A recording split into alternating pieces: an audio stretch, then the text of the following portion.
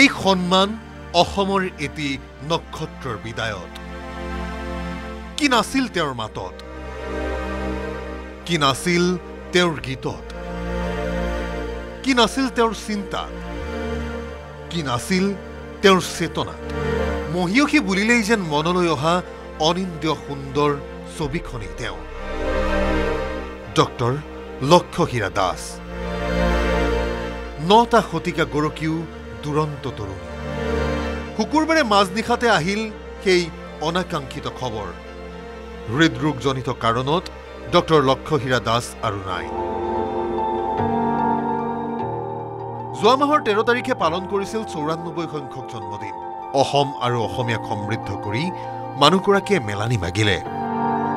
গীতেৰে কথাৰে চিন্তাৰে তেখেত আছিল এটি অনুষ্ঠান ডক্টৰ লক্ষহীৰা দাসৰ বিয়োগত মৰ্মাহত হৈ পৰিল প্ৰতিটো ক্ষেত্ৰ বিয়োগৰ বাতৰিত ৰাজগড়ৰ বাসগৃহত উপস্থিত হ'ল অনেক গুণমুগ্ধ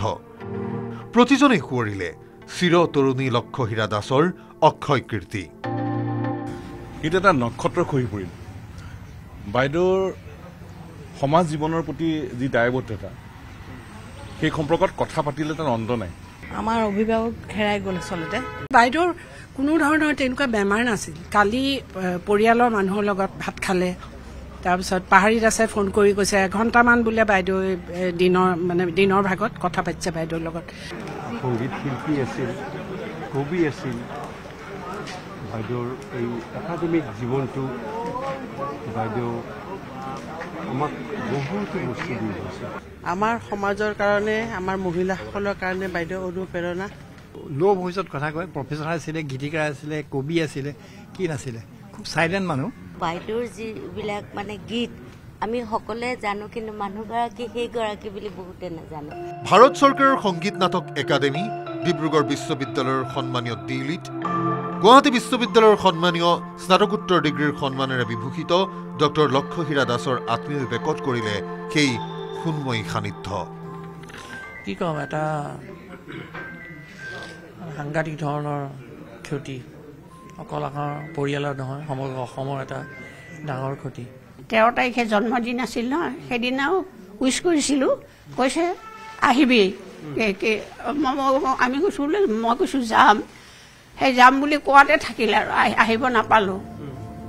1948 চনতে ডক্টৰ লক্ষহীৰা দাসলৈ আহিছিল অনন্য স্বীকৃতি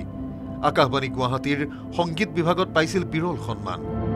একে সময়তে কণ্ঠশিল্পী গীতিকাৰ আৰু সুৰকাৰৰ স্বীকৃতি লক্ষহীৰা দাসলৈ মহিলা সংগীত শিল্পী হিচাপে এয়া বিৰল আৰু প্ৰথম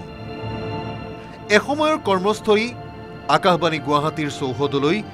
ঘৰৰ পৰা লৈ যোৱা হ'ল কিংবদন্তীৰ নশ্বৰ দেহ আকাশবাণী গুৱাহাটী কেন্দ্ৰৰ বিষয়া কৰ্মচাৰীয়ে হুকাকুল নেত্ৰেৰে জনালে শেষ বিদায় তাৰ পাছতেই লৈ যোৱা হ'ল ৰবীন্দ্ৰ ভৱনলৈ অসমৰ মহাবিদ্যালয় স্তৰত প্ৰথমবাৰৰ বাবে মুকলি কৰা কটন বিশ্ববিদ্যালয়ৰ শিক্ষা বিভাগৰ প্ৰথমগৰাকী প্ৰবক্তা আৰু মুৰব্বীগৰাকীক শেষ বিদায় বুলি তাতো গুণমুগ্ধই যাচিলে পুষ্পাঞ্জলি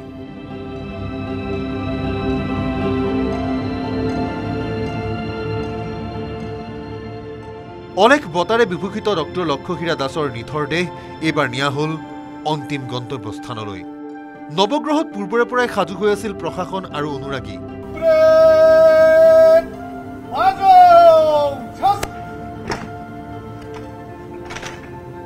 ডক্টৰ লক্ষহীৰা দাসৰ জীৱন সোঁৱৰণ মানেই বহু দীঘলীয়া উপন্যাস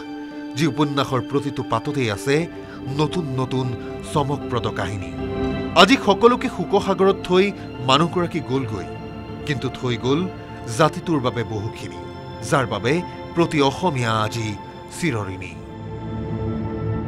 মহানগৰীৰ পৰা Asim Dutta report news 18 Assam north east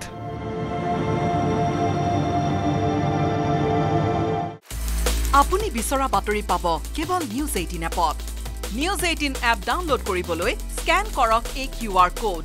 Google play ষ্টৰতো পাব এই নিউজ 18 এপ